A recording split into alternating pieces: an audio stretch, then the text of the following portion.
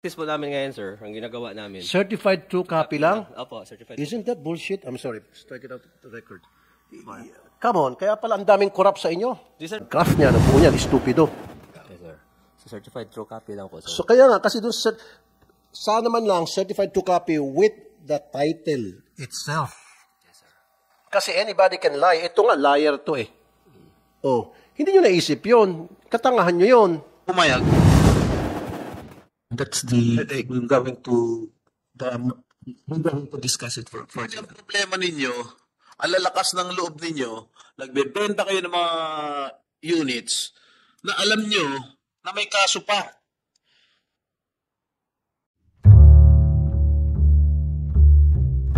P1.8B travel expenses ni Speaker Romualdez. Kinumpirma ni House Committee on Legislative Franchises Chairman Gustam Bunting na sinabi na sa kanya ng SMNI anchor na si Jeffrey K. Eric Saliz ang kanyang source ng aligasyong 1.8 billion na gastos umano sa biyahe ni House Speaker Ferdinand Martin Romualdez. Sinabi ni Tambunting na sa kanyang pagdalaw kina Saliz at Lorraine Badoy na kapwa nakadethaine sa Batasan Complex ay tinanong niya kung uubra bang isiwalat na ang source.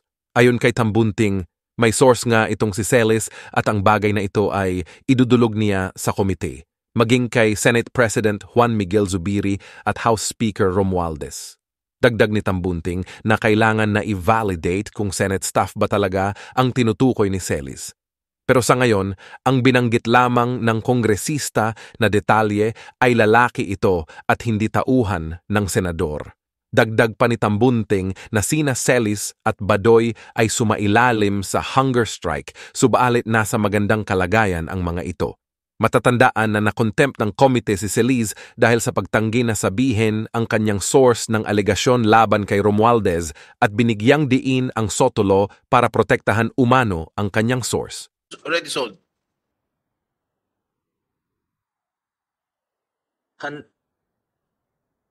I think Your Honor, the 131. 131, Your Honor. Out of? Hindi naman ano ito eh. Check your... Nasaan yung, hindi nyo ba kinuha ng picture na niregister nyo? Sulat ito eh. Yes, po, yan po yung pinaka namin, sir. You show this to them kung meron sila natanggap.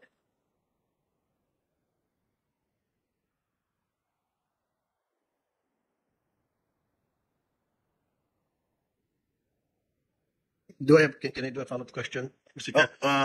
Senator Tulfo. I'm not finished with you, Attorney Dural. For the meantime, Attorney Gascon. Sir, 131 po yung affected. I think... Out of? Huh? Out of? 965, Your Honor. So you have already sold 131 units? For the affected building, Your Honor. For the affected building out of? 965. So, yung project, Your Honor. Eh kung sabihin ng DSUD na stop selling, ano mangyayari dun sa pinagbenta ninyo? Yung follow-up ko nga po, Mr. Chair. Na-informa na ba yung mga nakabili na there's an ongoing hearing dito sa Senate dahil nagkaroon ng malaking kapalpakan sa desisyon ng DMCI, kasama ng HLURB at nasa korte, etc. Have they been informed? Yes, Your Honor. I think last week we have met the Ivory Woods residences because they came. And what was the reaction? Of course, Your Honor, some of them are worried. And of course, we kinausap po namin sila na DMCI will take good care of this. How would you take good care of this? Yung mga affected, Your Honor, if in case, of course, we will going to compensate them or we will going to whatever they paid, we will going to return it to them, Your Honor. Reimburse. You will reimburse the owners, correct? Yes, Your Honor, the affected. I-reimburse nyo. Kung wala na sila mga kukontirahan, paano? Permission itong ginawa nyo. In the first place, even before the Senate hearing started, you knew for a fact that there was a land dispute, okay, that is pending before the courts.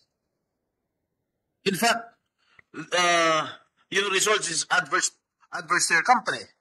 And why did you still start selling these units to to these buyers. Kawawa naman itong mga bumili ng units ninyo. And now you're telling them, pagkatapos, pagka-adverse yung ruling sa amin, kukompensate nyo. Halimbawa ako bumili. Ano natalo kayo? I-compensate nyo ako. Wala na ako ibang tirahan. Saan ako pupunta? Saan ako titira? One of the ways that we're going to, po, Your Honor, is, of course, we will look into them another, we will offer them another place to Kung di sila pumayag, that's the, we're going to discuss it for ang problema ninyo, ang lalakas ng loob ninyo, nagbebenta kayo ng mga units na alam nyo na may kaso pa. Para nakakasiguro kayo na makakakuha kayo ng favorable ruling sa korte. Ang lakas ng loob ninyo. That's why I want the presence of Consungi here. Because you guys cannot answer.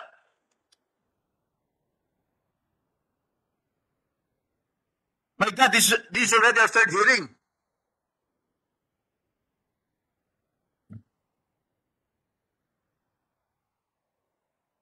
You're asking for you are praying for a favorable decision from the court? Again, what if adverse yung ruling sa inyo? You want to answer, Mr. Austria? Yes. Regarding your question on why we proceeded with the development, as I said in the previous hearing, it's because, to our knowledge, we have settled with the workers involved. No? The workers had the claim of a certain amount, and we settled them, we paid them, and so we did not see any risk at that point, because they were paid and there was an agreement.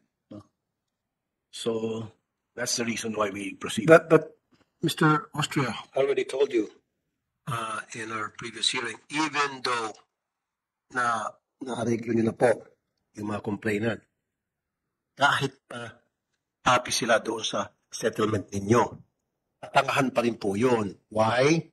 Kasi po, pag nilabas pa rin ng Supreme Court ang desisyon nila, let's say not favorable to DMCI, to you, wala pa rin kayo magagawa. Orderan pa rin kayo ng Korte Suprema. Kung ano yung previous decision na in-MR nyo, it will still stand. Diba? Ginagawa yung pag-areglo kung nasa RTC pa lamang. Am I right? Pero kung nasa Supreme Court na, hindi na po kayang habulin yun. Sabi ko nga sa inyo, kahit na na-areglo yung complainant, what if sinabi ng Supreme Court, ang desisyon namin ay yung loting yan lahat, ibibigay sa mga complainant. Wala kayo magagawa, right? Pwede sabihin ng mga complainant, yung binigay nyo sa aming areglo, wala kayong pakialam dyan, sundin natin ang nakalagay sa Supreme Court. Wala kayong protection. Ang tingin ko kasi namin, ang issue dito yung compensation for the workers. Yun yung talaga ang importante. No, I'm talking about decision from the Supreme Court. Inuunahan yung Supreme Court Inuunahan yung korte. Kasi ang lalakas ng loob nyo, tulad sinabi nga ni Senator Jinggoy, ang lakas ng loob nyo. Why? Ba't ang lakas ng loob nyo? Parang nahulaan nyo na po yung pag-iisip ng korte na kahit na may desisyon na, kaya nyo pa rin i-reverse yan. Parang wala kayong respeto sa mga taga-Korte Suprema. Parang mababa ang tingin ninyo. Hindi naman po. So dapat, habang nililitis yung kaso, wala mo na kayong areglohan. You wait for the decision. May order yung Supreme Court po na i-areglo with the workers po. Pero yung areglo with the workers, hindi talaga eksakto kung anong nakalagay doon sa Korte Suprema. At dapat, bago kayo makipag-areglo, dapat dumaan kayo sa Korte Suprema. Your Honor, yung po kasi, yung lumabas po yung Supreme Court decision, ang sabi niya, 1/3 will go to the workers. And then, of course, we don't want them to nga po muna, but with the group of... Pero yung 1/3 na sinabi ng Supreme Court, hindi nyo naman sinunod yun Di ba? Hindi nyo sinunod. Yung mga workers ko kasi, sir, hindi nyo sinunod yun. Okay, nakalagay sa 1/3 Supreme Court, in-MR nyo yun Kasi ayaw nyo hindi kayo pumapayag Your Honor, yung partial MR ho namin, hindi na ho namin tinatch yung 1/3. Hindi na ho namin tinatch yung pero for our MR, tinanong na ho namin yung parang tinanggap na ho namin yung decision ng Supreme Court, but the 1/3 going to the... Pero Yung 1/3 na nakasabot sa desisyon ng Supreme Court na hindi nyo sabi mo, hindi mo NMR, binigay mo ba exactly as what stated doon sa desisyon ng Supreme Court na 1/3? Actually, Sagot ko, yes or no? Ang solo lang, sir. yes, sir. Binigay mo, kabuan, baka gusto mo, makukulong ka sa Hindi, sir, yung value sa nung 1/3, yun po kasi sir, hinihingi ng mga work. Kaya nga, so yung value ng 1/3, how much is the value of the 1/3 and then how much yung natanggap ng mga inareglo yung complainer? Kasi kapag hindi tumugma siya, sabi mo, pakukulong kita hanggang Pasko, New Year, hanggang sa ilalim. Lumapit po sila sa amin, they're asking for compensation, and then we valued the property at 12,000, parang Yung evaluation, meron ka silang guidance from the people from the court para masiguro na pwede yung binigyan yung valuation because for all we know, pwede nyo silang lokohin, pwede nyo sabihin, 10 piso lang yung halaga niyan, well in fact, dapat 100 piso. nung nag-ano po sila sir, after po nag-settle, kumbaga pumunta ko sa proseso ni labor arbiter. Mamaya yung labor arbiter, sino yung kausap mo? Yayariin ko tong labor arbiter na ito kasi Compromise agreement na pinipano ng mga work ng 5 workers and also the sinasabi ko si Attorney Gascon, bago kayo nakipag-areglo, sige, hindi nyo natin sinama sa MR. Kailangan nabigyan ng maayos na guidance ito mga worker. At least man lang nasunod yung tamang market value ng property na yan. At meron nagsasabi sa kanila isang professional real estate, not you, independent real estate people, now will give fair value, market value. And then sinabi sa kanila na ito yung amount ngayon, ito yung amount na in-offer namin. Kasi I'm sure walang nagsabi sa kanila kung magkano yung fair market value, basta't kayo lang nag-invento, kayo lang nag-offer. I'm sure gano'n nangyari.